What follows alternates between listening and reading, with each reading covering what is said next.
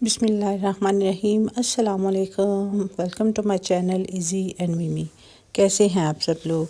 I hope कि आप सब लोग बिल्कुल ठीक ठाक होंगे और अपनी लाइफ को भरपूर तरीके से एंजॉय कर रहे होंगे।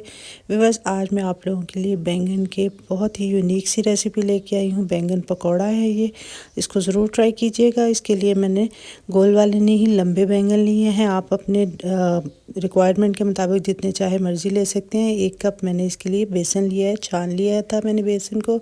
मसालों में जाएगा ये कुटी लाल मिर्च, सुर्ख लाल मिर्च का पाउडर, और इसमें नमक, फिर कुटा हुआ धनिया, इसके बाद गरम मसाला और फिर थोड़ी सी हल्दी। क्वांटिटी मैंने ऊपर मेंशन कर दी है, आप कम या ज़्यादा इसको कर सकते हैं। सबसे पहले हम बाउल में लेंगे बेसन। बेसन में हम फिर सारे मसाले डाल देंगे।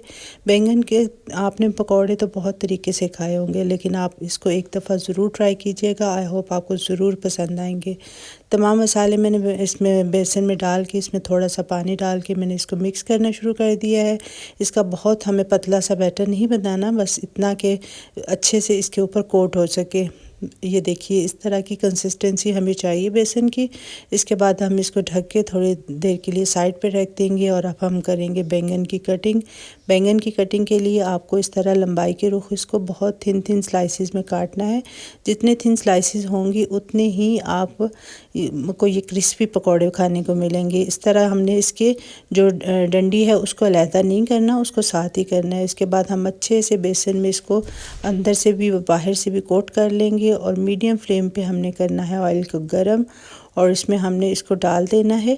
और जब हल्का सा इस पर कलर आना शुरू हो जाएगा फिर हम इसको छेड़ेंगे। इससे पहले हम इसको नहीं छेड़ेंगे। और फिर हम इसकी साइड पलटेंगे और इसको दोनों साइडों से अच्छे से क्रिस्पी कर और गोल्डन ब्राउन होने तक हम इसको फ्राई कर लेंगे।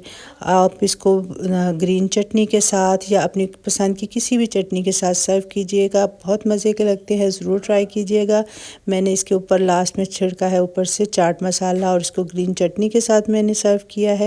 इसको ट्राई करने के बाद मुझे अपना फ़ीडबैक ज़रूर दीजिएगा। फिर मिलेंगे इंशाल्लाह। अल्लाह हाफ़िज़।